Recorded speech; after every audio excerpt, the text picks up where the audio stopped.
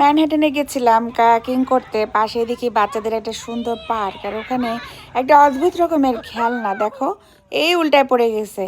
এই জিনিসটা হচ্ছে একটা গোল চাকতির মতো, দেখো গোল। আর এখানে এই এই জিনিসটার উপরে বাচ্চারা সব দাঁড়াচ্ছে, আর দুইজন ভদ্রলোক দেখো ওরা হচ্ছে এই জিনিসটাকে ঘোরাচ্ছে, আর বাচ্চারা খুব এনজয় করছে। এরা উল্টায় পড়ে গেছিলো, একটু ব্যথা পাইছে হালকা হালকা। এখানে সব ধরনের মানে দেখো হিজাব পরা বাচ্চা আছে, সাদা গাঢ় সবাই মানে খুব এনজয় করতেছে। এই যে দেখো এরপরে উঠে দাঁড়াইছে, এই পিচিটা অনেক অনেক দুষ্টু আছে।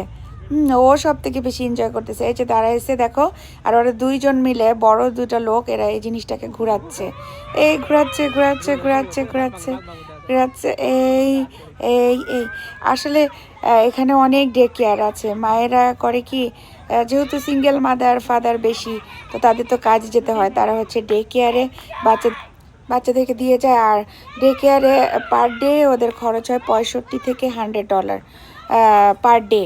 তো ডে কেয়ারের টিচাররা আবার বাচ্চাদেরকে এরকম পার্কে খেলতে নিয়ে আসে। দেখো পার্কটা কত সুন্দর, খুবই সুন্দর।